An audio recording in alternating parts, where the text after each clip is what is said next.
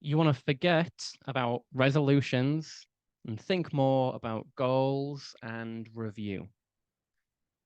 Now, for many of you, you are going to be coaching and speaking, trying to become a leader and thinking about how to make the most out of 2023. But what I see a lot of is the trap of people thinking about the new year. What is the one thing that I want to change? What do I want to shake up and do more of? Without really effectively thinking like a coach.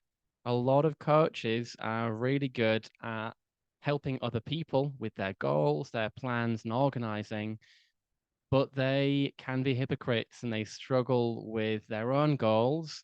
And we'll go through today a simple process of setting you up for this new year in style. So I'm Josh. I'm part of the Speak Up Challenge coaching team. I've been on the team for many, many years now, and I've sold over £1 million as a professional coach. So my role here is to help you to understand what to do to move forward in 2023 much more effectively. And the main focus of this video is going to be in two steps. The first step is going to be about your 1% review. Yeah. And the second step will be your 1% planning for this next year. In the review section, it's really important to check back over the last year to see what's worked and what you can glean from of your experiences and what you want to avoid doing again if you've fallen into a few traps this year. This is really important because a lot of people keep falling into the same mistakes, so they don't really understand where they were the previous years and they stay in a relatively similar position. So let's reflect back. The first question is, what were your goals for last year? What were you trying to accomplish? And try and keep that focused on personal development and your business, perhaps coaching, speaking, and your building of the things that you're trying to do. So what were those goals? What were you trying to do? I do recommend keeping track of these things on documents. Google Docs is a fantastic service to use for this. It's free, it's easy, and it saves things online and offline to access. Once you've got your goals, have a think about what your big wins were for the year. So ideally, you want to still have the recency bias of thinking more about what happened recently and maybe forgot a lot about what happened earlier in the year.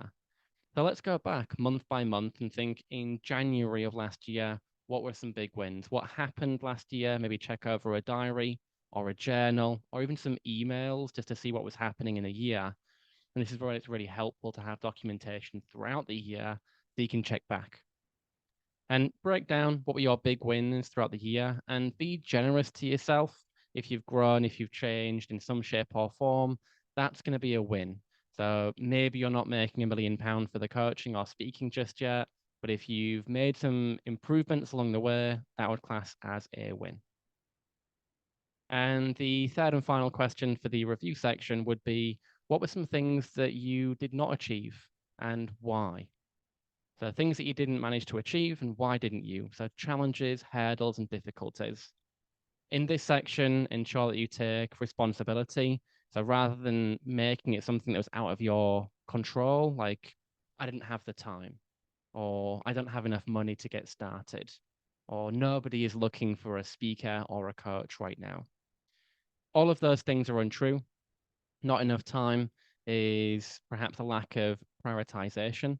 Because if somebody said to you that they'd pay you £1 million by next month if you were to make significant progress in your goals, a lot of you would make progress, even if you're busy. Nobody's looking for a speaker or coach. Of course they are. There are hundreds of thousands of coaches in the world. Lots of people need help. It's just a matter of getting out there. And I don't have the time or the money to get started. You don't always need money to begin this journey. You can do this relatively on a low cost or even free if you're accessing things like YouTube videos, just like this one, newsletters, free courses are out there in abundance these days. And spend about 15 minutes going through this review, answering those key questions about your goals, your wins, and the things that you didn't achieve and why. As we progress forward into your planning for this next year, we want to think about what are your top 1 to 3 goals that you want to achieve for this year. Again, trying to keep it focused on the coaching and or speaking that you're doing right now, and really try and make them smart. So when setting your goals, making them specific, measurable, attainable, relevant, and time-based. For example, I will provide life coaching for 50 people by the end of the year, and 30 of them will be paying me.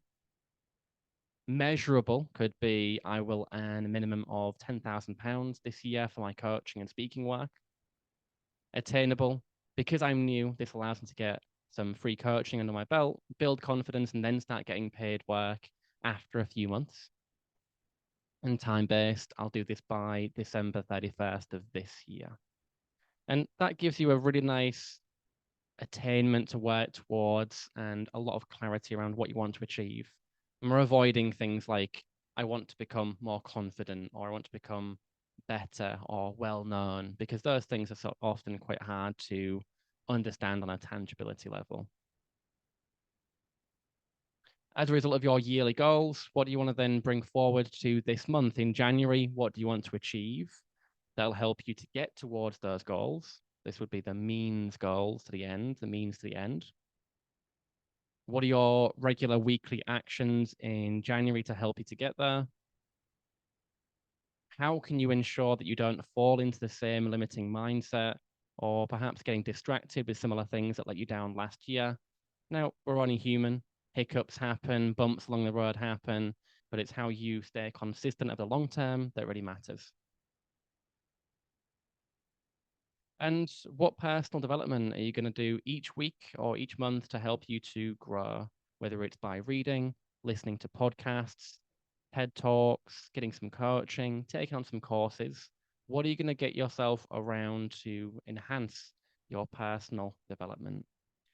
And spend about 15 minutes minimum going through this, if not a little bit longer if you haven't already. And what you'll find is you start to become more organized with the year. And if you start the year well, organized and planned, you'll often have a much better few months as you get into the year, and you'll start that momentum where it should be nice and high. So good luck with this. Start planning, forgetting about those resolutions, and have a great 2023.